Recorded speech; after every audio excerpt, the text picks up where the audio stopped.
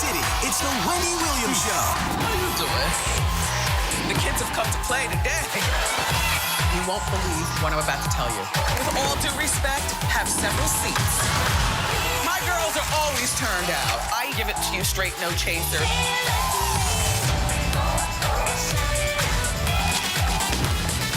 Now, here's Wendy.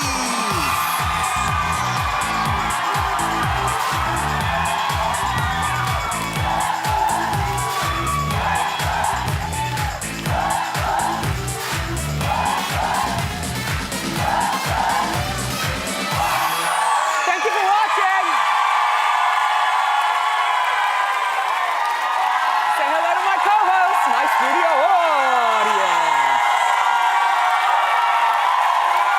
Troublemakers.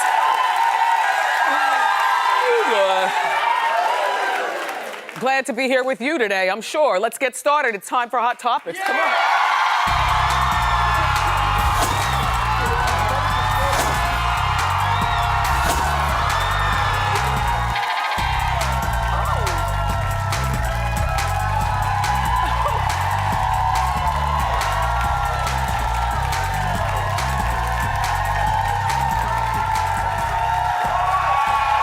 Well, Rambo, you take your shot. It's cute. It's not just cute, but hold on, it's real. It's real snow, like it's snow. Like it's snow. Oh my gosh. Michael Lee, you have no life. No, Michael Lee is our art director here, and he always makes sure that my flowers are beautiful or the snowballs are real. Yes. Perfect. Did you have a nice weekend? That depends on who you were trapped in the house with, right? The blizzard was huge. It hit. We got 26 degrees, or 26 inches in Jersey. The entire tri-state area was under a blanket of at least 24 inches of snow. One of the great things, I guess, about living in the actual city is that you're not really trapped in your house, because all you got to do is get in the elevator and go downstairs. You can go to the grocery store, get Chinese food or whatever. But when you live in the suburbs and the cars are in the garage and you can't go anywhere, you better like the people that you're trapped with. I was trapped with my mom and dad. They happened to be up from Miami. We had no idea it was gonna blizzard this weekend, but they were at the house. They were wonderful and delightful, no fighting. And our son has no idea what shoveling is until I gave him the, because, like the plows came and everything. They plow the driveway, everything. But you know that area, when you come up the couple of steps to get to your front door, the plows don't hit that. Instead, they push snow onto it. But how are you gonna get your package? Because along with being the robe family, we love a robe. Like when you're trapped in the house with us, everybody gets a robe. But along with being the robe family, we're also the package family. Like how do you get stuff? I mean, I buy stuff at the store, but I also enjoy ding dong, sign here, Mrs. Hunter. I'm like, okay. So how they're gonna get there? So I tell the boy, I'm like, go outside after the plows come and then shovel, a path to the door. Oh my gosh, he says it's gonna be 5 minutes. It ended up taking, I said, it's gonna be a half hour. He goes outside, like kids are. No wool hat, no gloves, a stupid pair of shoes. He's got his robe on. Lie to you not, sweats under the robe and then a bubble jacket over the robe. So that was fine, because I go to the store, like I leave the house in a robe. You don't laugh. It's just comfortable, because when you get back in the house, you don't have to do anything except for take the robe off and go to bed. Anyway, and then the food was good, and I know that people, and the dog. This is Shaquille's first snowstorm. So, the snow fell, it stopped, I opened the door, he's looking like, Mommy, hell no. I'll hold it. And he's good, so he held it. But the next day, meaning Sunday, it was beautiful here yesterday because the snow was high and people were still digging out, but the sun was out. So he went outside and just had the time of his life. And when you have a dog, you can't walk hard too close to the door, otherwise they pay attention to you because they hear you walking. So I tiptoe to the door and I'm looking out the window and he's eating the snow like it has cherry flavor on it or something and just jumping around. So he liked the snow, but people do start to get cabin fever. And that's when you do either fun or stupid things. This looked fun to me. They went snowboarding here in the city. Well, what you do is you attach your wagon to a car and you snowboard. That looks fun. I mean, I wouldn't want to do it, and I would be annoyed if I was driving and saw this, but to watch it here in the comfort of the studio on Monday, it looks fun. Then, you know, when you're trapped in the house, you have to make sure you have all the good food. Well, I went grocery shopping on Friday and also Thursday, so we had lots of great food, and also, shout out to all my Chinese friends. You are some hard-working people. My husband powered through and picked up all this Chinese food. It was deliciosa. I watched a lot of TV with my robe and a turban on. Now, shout out to the Centric Network. Thank you for the good times in Sanford and Son Marathon. My dad and I had a great time. Shout out to all the magazines. My mom sitting there reading her magazines, catching up with friends on the telephone. She had a great time. Shout out to Toni Braxton, watched your movie. I love Forensic Files on the ID channel. I don't know about you, but that is my channel because there was Forensic Files all day long, and I'm partly a cop, like always trying to solve a mystery. And shout out to what used to be the ABC Family channel, because now they call it Freeform, and they had on Clueless. Yeah. So all in all, TV was really good, and I enjoyed being in the house. I don't know about you, but I'm even happier being here with you. It's real, and so there's a pan here. So it's gonna melt as the show goes on, only for all of us in the studio, we know it's so cold, it'll probably survive until tomorrow. Anyway, big news for Mariah Carey. I'm really happy for her.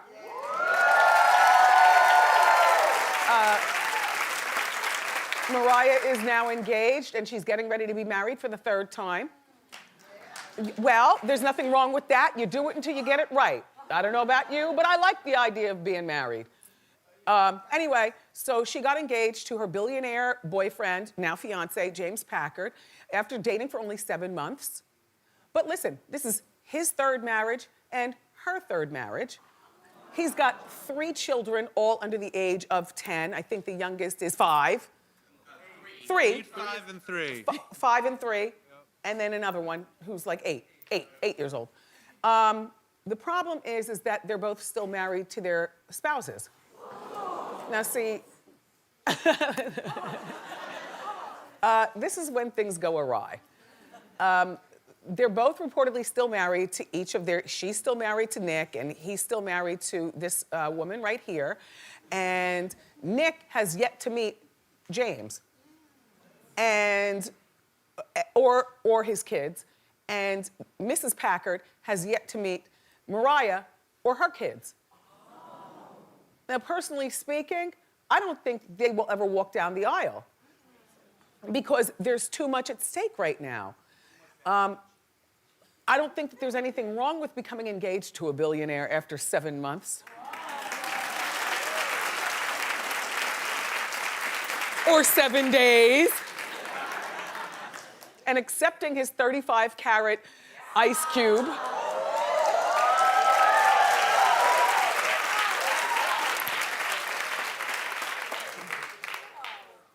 Back when I did get tips, I was always a squared off about that long. That was me. You know, I mean, I like the pointy nails that girls are doing right now, but they're such a fad and I can't figure out how you thoroughly clean yourself. Or mix a meatloaf, if you know what I'm saying. You know, how do you do that? I miss, though, my nails are so painful due to my, thyroid disease and stuff. They're so short and weak and painful. I just can't be bothered. But why were people coming for me on my own Facebook page? Like, Mariah got 35 carats. What you gonna do now? Who said it it was a race. I've been married for almost 20 years.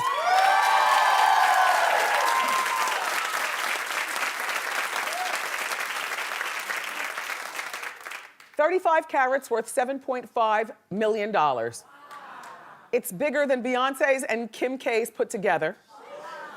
I know.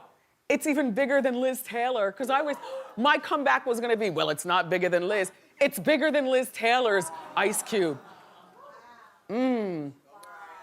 It's, Mariah, I hope it's not all about the ring. I mean, I know that you are a stunt queen and that you will do anything for people to get talking about you. And so here we are talking, but I really do hope that you and James make it down the aisle. So far, it doesn't sound, I mean, the ring looks great, and your sudden love and, you know, your new weight loss, everything is all aligned.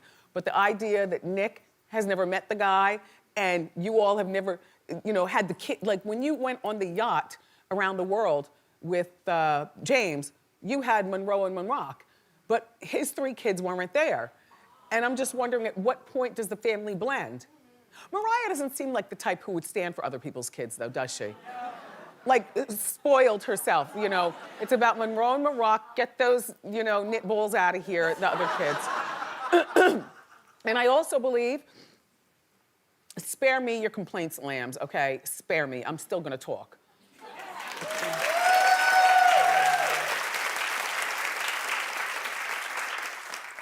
I got a lot of sleep this weekend, can you tell? Am I talking too fast? I had this professor when I was in college, Professor Eastman. He's like, you're never gonna go anywhere if you don't get rid of that accent and stop talking too fast and stop saying like. Like, you know, like, you know. Anyway, I think that this particular piece of dramedy was motivated by Nick. Because in my opinion, when you do get divorced from somebody, it is a race to see who's gonna be happy first. And how happy you're gonna be. You know, a boyfriend or a girlfriend is one thing. A baby is a whole nother level. But marriage is the holy grail. So, I don't know. I'm done talking about that. So, you heard about Macklemore going after Iggy Azalea? Now you know Macklemore is a white rapper. He's no Eminem, which, by the way, 8 Mile came on this weekend. Hello? Every time 8 Mile comes on, I stop. Such a good movie. Such a good story. I love all the characters and the music. And Kim Basinger. And the dearly departed girl, Brittany Murphy. Yeah. And our friend, Mekhi Phifer. And then I've always found Eminem to be a little cute. A little on the cute side, you know what I mean? Anyway, and he plays Rabbit. So Macklemore released a song called White Privilege 2, as in the number 2, and he's calling out Iggy Azalea for exploiting black culture. Now, see, in my opinion, Macklemore did not have to put this song out. Like, leave Iggy Azalea alone, she's gonna implode on her own. Don't get involved with the fight because you happen to be a rapper and you happen to be white. I don't look at Macklemore as exploiting black culture, I just see him as just being there. But when you bring it up, now all of a sudden I'm gonna be looking at you, you know, saying, all right, well, what are you doing? And don't be offended, because we always talk race here on the show. I feel like I'm comfortable with you. You know, what we always tell our son, Kevin, is that, you know, and these white kids, you know, he's 15, so, you know, he's in the mix. They're sagging their pants, all of them, the black kids, the white kids, the Puerto Rican kids, everyone's sagging, and everyone seems to have some sort of hood affectation, even if they're from the suburbs where, you know, proper English, they know. They talk like this and that. No, yes, they do. Clap if you know what I'm talking about.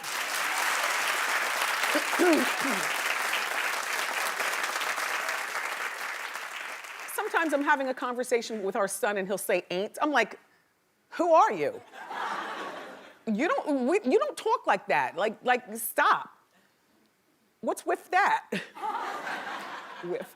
Anyway, what we tell our son is, you know, other kids outside of black can play that dis, dat, and don't and sag their pants and talk with their hands and pull the hoodie up like Trayvon and try to be belligerent. But around the age of 25, when they realize this is not working for me anymore, I don't want to be black anymore, then they go back to being white and you're still black and they affected you to be cool back in the day, but they've gone off and earned higher degrees and are working on Wall Street while your black behind is being cuffed up on the Parkway.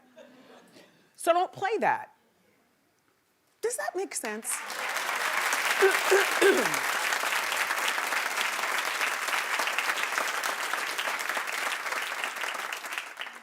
Really is real snow. Anyway, Iggy says he shouldn't have spent the last 3 years having friendly convos and taking pictures together at events if those were his feelings. Well, plenty of people who are phony to one another take pictures at events. This is a stupid quote. Iggy, Macklemore, stay out of her fight. We'll just watch her implode on her own. Thanks.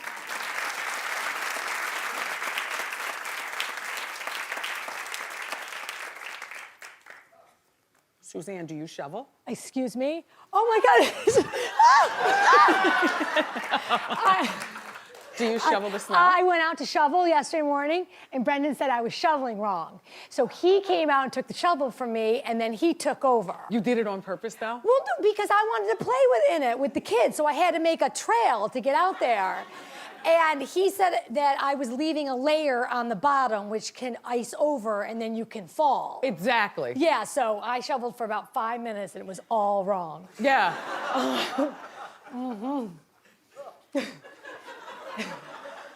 Order in the court. Order in the court. There's a new study, you might have heard about this study that came out about my hero, Judge Judy, who I love.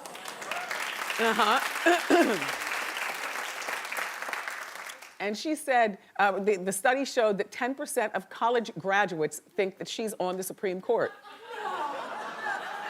Well, no, see, this is the dumbing down of society, and we only have one another to blame. All right, so I don't know what part, like college graduates, they didn't say whether they were from like the community college or Brown University. They didn't say what colleges, but they said 10%.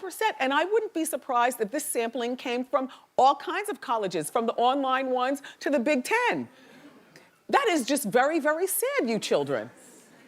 Well, I know who's on the Supreme Court, and I've always known this. It's Clarence Thomas, it's Ruth Bader Ginsburg, it's Judge Marilyn Milian, it's Judge Alex. Oh gosh, I miss him on TV. And of course, Judge Maybelline Ephraim.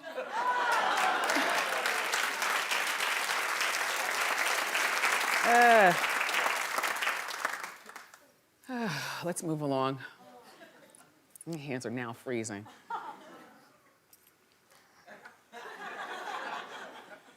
Funny thing is that kids don't play out in the snow anymore. You know, like just to ask our son to go out there and do a little shoveling and stuff was a big deal. And I'm looking through the peephole, spying. And then I'm at the curtains like this, looking. And I see the kids across the street. Now they're playing in the snow. They're young kids, like 8, 5, and 3. Kind of like James Packard's kids.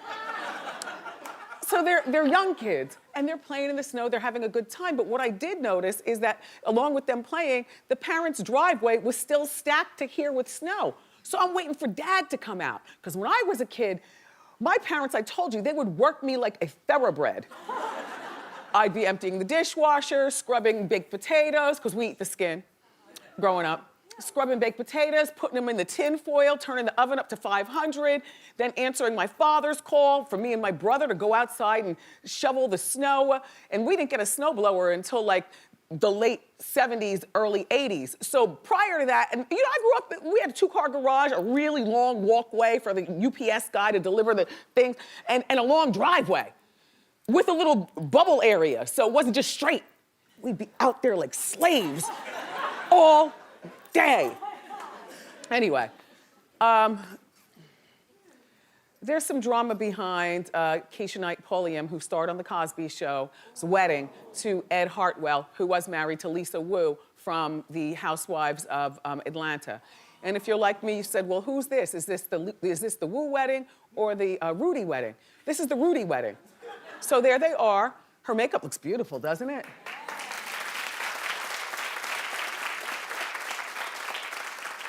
And everyone's eyes are closed, which means everyone is very romantical and so into this. But you know what we've learned? That Keisha Knight Pulliam and Lisa Wu were good friends. I know. But you know, in Atlanta, heterosexual men are slim pickings. How you doing? So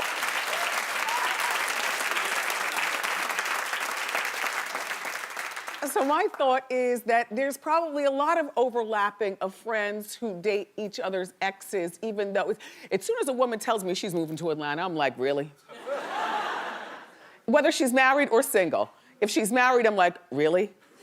If she's single, I'm like, really? When guys tell me they're moving to Atlanta, I'm like, okay.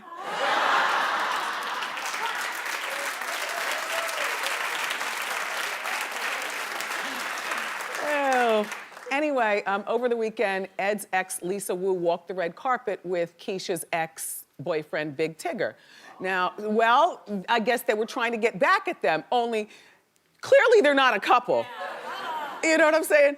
Tigger's got his own thing going on, and she's got her own thing going on, and I guess they're trying to make the newlyweds jealous, only it's not working. Like, if you all at least staged it so you looked like you cared to be a couple.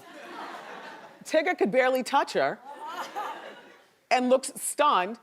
And Lisa is saying, I don't know, what are you looking? I don't know. All I can think of is it's really, really cruddy if they were in fact friends, you know, Keisha Knight Pulliam and Lisa Wu. And if I were Keisha Knight Pulliam and Ed Hartwell, I would move from Atlanta as fast as possible. Because at this particular point, and then I would commute in for work. If what she does is works in Atlanta, I'd fly from Jersey. You know, every day I would just fly from Jersey or whatever. Ed's not playing ball anymore, and Tigger's on the warpath, and so is Lisa Wu, and I don't blame either one of them. Sorry.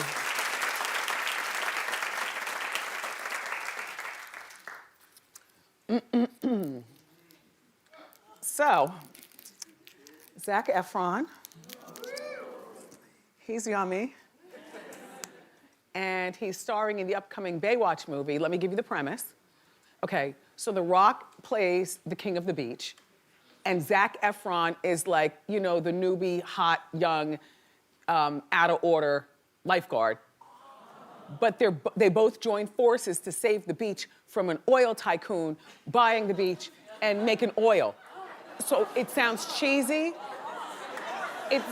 But it sounds like something that, you know, you go to see just for a good remembrance of Baywatch. Anyway, there's a picture of him training for the role that's making people swoon, and it's our hot shot of the day. Hit it.